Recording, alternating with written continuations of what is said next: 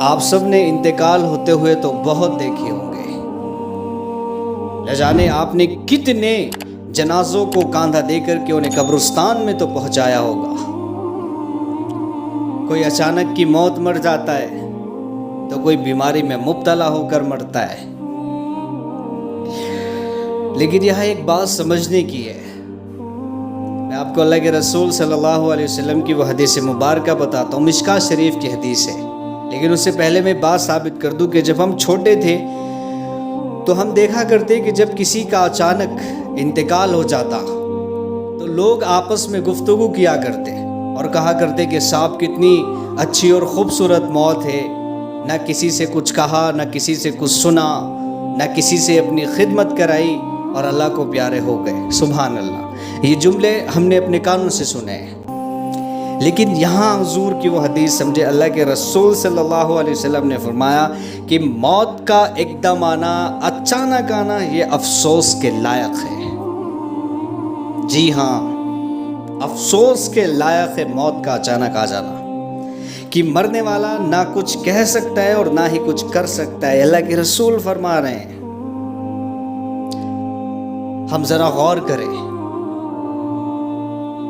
آج کیسے کیسے حالات ہمارے سامنے آتے ہیں۔ نوجوان بچہ گھر سے باہر گاڑی لے کر کے نکلا، آدھے گھنٹے میں خبر گھر پہ اچانک آتی ہے کہ صاحب آپ کے بیٹے کا گاڑی سے ایکسیڈنٹ ہوا اور اس کا انتقال ہو گیا۔ ایسی باتیں ایسے سننے کو ملتے کہ انسان کے کان کھڑے ہو جاتے ہیں۔ آج ایسی موتیں واقع ہو رہی ہیں۔ اللہ امت کے حال پر رحم فرمائے۔ اور ایسا ہوا، اللہ کے رسول صلی اللہ علیہ وسلم کے زمانے میں ایک آدمی بیٹھا ہوا تھا اور ایک دم ہی اس کو موت آ گئی، اچانک ہی انتقال کر گیا۔ تو کسی نے کہا کہ کیا ہی اچھی موت مرا ہے، نہ کوئی بیماری دیکھی اور نہ کچھ جان نکلنے کی تکلیف ہوئی۔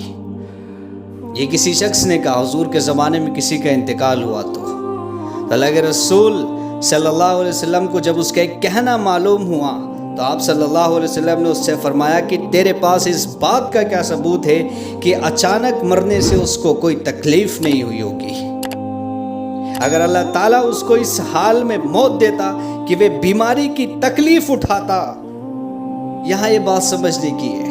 اللہ کے رسول فرما رہے ہیں کہ اللہ تعالیٰ اگر اسے اس حال میں موت عطا کرتا کہ وہ بیماری میں انتقال فرماتا تو اس کے سب گناہ معاف ہو جاتے۔ یہ اللہ کے رسول فرما رہے ہیں، وہ چیز حقیقت ہے کہ جب انسان کو کوئی بیماری آتی ہے، نہ بخار بھی آتا ہے، تو اللہ اس کے گناہ معاف فرماتا ہے۔ اس لیے اللہ کے رسول نے فرمایا کہ اچانک موت کا آنا یہ افسوس کے لائق ہے۔ کیا یہ بات سمجھنے کی ہے؟ اور امی جان حضرت عائشہ صدیقہ رضی اللہ تعالیٰ عنہ کی حدیث مبارکہ ہے نا، آپ فرماتی ہیں کہ ایمان والے کو اگر دنیا میں ایک کانٹا بھی چبھا یا اس سے بھی کوئی ادنا تکلیف پہنچی تو کل قیامت کے دن اللہ اسے اس بات کا اجر عطا کرے گا۔ اللہ اکبر! ایمان والو، تمہاری قیمت اللہ نے لگائی، تمہارے کانٹا چبھنے پر بھی جس نے ثواب رکھا ہو، جس نے نیکیاں رکھی ہو۔ آج ہم نے ایسے رب کو بھلا دیا، اللہ معاف فرمائے۔ تو بیماری میں مرنے والا نفع میں ہوتا ہے، اللہ کے رسول نے فرمایا، اور یہ چیز حقیقت ہے کہ بیمار جب بیمار ہوتا ہے تو وہ اپنے گناہوں سے توبہ کر لیتا ہے، اپنے گناہوں کی معافی مانگ لیتا ہے۔ یاد رکھو، کسی کا کوئی حق اگر اس کے ذمہ ہوتا ہے نا تو اس کو ادا کر دیتا ہے، یا حق والوں سے اپنے حق معاف کروا لیتا ہے۔ نماز یا روزے اگر اس کے چھوٹ جاتے ہیں، یہ بیماری کے فائدے ہیں بیماری میں مرنے والے کے۔ اگر نماز روزے وغیرہ اس کے ذمہ ہو تو اس کا فدیہ یعنی بدلہ دینے کی یا حق والوں کے حقوق کے ادا کرنے کی وصیت اور نصیحت کر دیتا ہے، یا خود وارثوں کو ان کا حق ادا کر دیتا ہے۔ یہ کتنے فائدے ہوتے ہیں، اور یہ چیز حقیقت ہے، ہم نے دیکھی ہے بیماروں کے اندر کہ وہ پڑھے لے کر جب پڑھے ہوئے ہوتے ہیں تو اللہ کا ذکر کرتے ہوتے ہیں، کلمے کا ورد ان کی زبان پر ہوتا ہے۔ تو آج ہم اس چیز سے اپنا دل صاف کریں۔ ایسا نہیں کہ اللہ اسے معاف نہیں کرے گا جو اچانک مر گیا، بھائی اللہ تعالیٰ کے نیک بندے بھی ہوتے ہیں، کچھ وجوہات بھی ہوتی ہیں، لیکن یہ اللہ کے رسول ہمیں سمجھانا کچھ اور چاہتے ہیں۔ اور آگے کا جملہ سنیے، قربان جائیں اللہ اور رسول اللہ پہ۔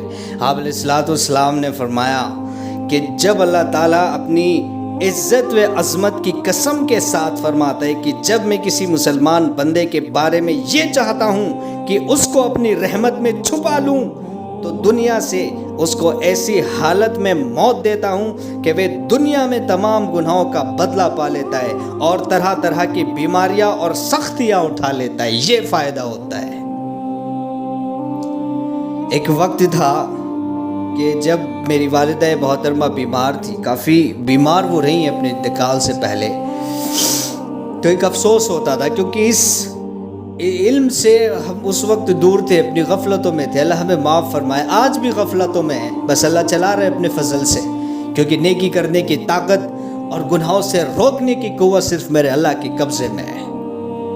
تو میرے من میں کبھی وہ خیال آتے، آج یہ میں اپنے دل کا حال آپ کو بتا رہا ہوں، اللہ مجھے معاف فرمائے ان چیزوں کے لیے۔